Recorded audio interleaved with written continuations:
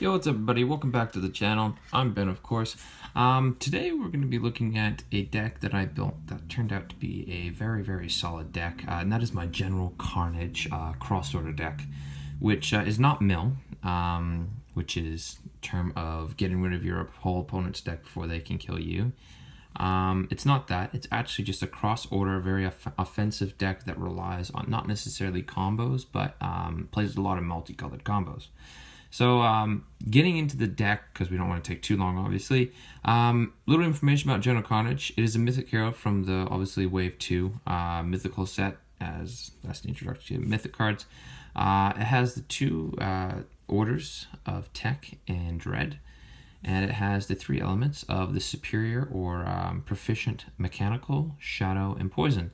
It has 31 health, and it has an ability which says deal 2 damage to yourself, search your deck for an item card, and put after shuffling, place that on top of your deck. Now, what's the advantage of that is that you can get your items out without even using Tantosian Blacksmith. Basically, your items out without having to take card slots like Tantosian Blacksmith and waste your spaces. So the advantage of this card is that you can get all your items out, then use cards like, for example, what's it called? The buff that whenever you... we'll get it, you'll see it. But it's a buff that lets you draw a card every single time you use an ability. So it's pretty solid. So getting into the deck, we're just going to do the attack cards first. We run 3 Dust Fiend. For main reasoning only is that the fact you can use Dust Fiend as any element in combos. So, but you have to have access to air. So you have to have the air staff out, which is the air item, which we'll get into later. But 4 damage, obviously solid. But this can count as any element for use for a combo. So that's the main reason why we run it. Also, Mantic Spitter, very important card to run as straight 5 damage, and you have access to that element. So just straight 5 damage, 3 copies, you could bait. This deck is very buff heavy as I do have access to a lot of things. So we're actually we're running 3 copies at Crystal Leech, as removing 2 buffs out of play is pretty darn solid. So that's maybe why we run 3, obviously, because we are running the Crystal Element item, which allows us to play this card. We do have to be very careful as playing... how do I say it? Playing around item removal, which there is a couple combos that have item removal, so we do have to be careful. We'd rather play these and save our shadowy puppets for last, as we know we couldn't get rid of them. Speak of the devil, here is Shadow Puppet. We play 3 copies of as very important, as the card is available to us every single point of the game unless they have a card that says they can't be attacked. Because we have the element, and we do not need an item card for it. But removing 2 buffs out of play, absolutely solid, amazing card. Now getting into a card that I just discovered a couple days ago, and that is Umbron Salvager. This card allows you to deal 2 damage, but increases by 2 for every item you have equipped. So this allows us to hit a cap of 6 at a time, as you can only have 2 points of items equipped at a time. So dealing 6 damage is 1 point more than a Mantic Spitter, which helps out a lot, as, 6 damage is just solid. And there is damage increasing in this deck, so you can hit like 9, 12, many different things what you can do with this card. That's why this card is played as a 2-of in this deck, and it's just too broken not to have, as we do play a lot of items. Getting into the real MVP of this deck, and that is Swooping Corvid. This card is so broken in this deck as you can play combos for free regardless. Reduce combo cost by 3 once it gets to its final corner, which means that any combo that costs 3 or less, you can just play it and then draw a card for combo. So basically getting all your combos out, 1, 2, 3. There's a combo that really combos with this. Not to be corny or anything, that really, how do I say it, combines with this card very well. I can't remember the name. I have the card in my deck, I should know it by now, but it's Dread and Tech. It's the one that fits with General Carnage. Reduced combo cost by 2, as you play that with this, then you play all your other combos, which, you can't complain. So that's why we play 2 copies of Super Corvid. As I said, I do play a lot of buff removal, and that is why we play 2 copies of additional Thunder Slug. Burn, you may remove 1 buff from another hero. First corner you remove 1, and then the second corner you remove 2. So you're removing 3 in total, which is really busted. So we run 2 of them. Here is the card, Abyss Hoarder. This card, whenever you activate ability, you draw a card. You will draw before you search through your deck as when you activate your ability, which kind of sucks. But you are drawing cards, which, I mean, doesn't matter. So this does combo with it. So we do run 2 copies of that. Not 3 because you don't need it. This card's just a solid card to have. Really, this deck falls behind pretty quickly in health. As you're taking a slower time, but this is sort of the backup plan sort of thing. So select another hero when this enters into play. That hero can't play cards, and then you draw a card.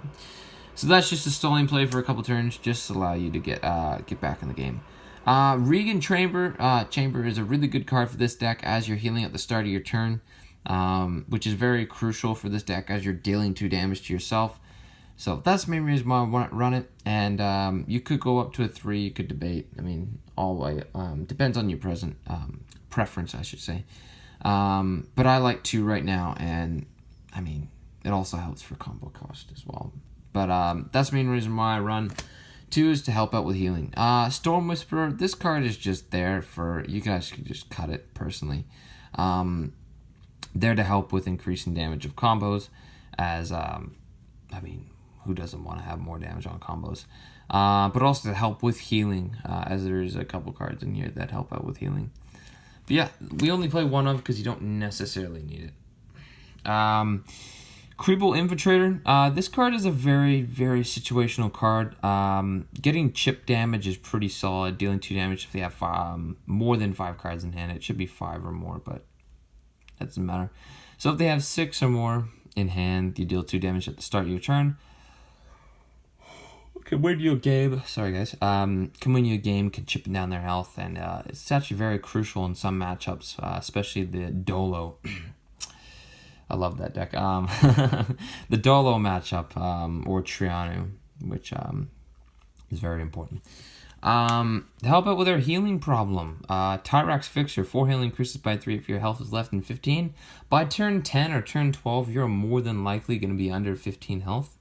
As people are going to go super offensive on this deck.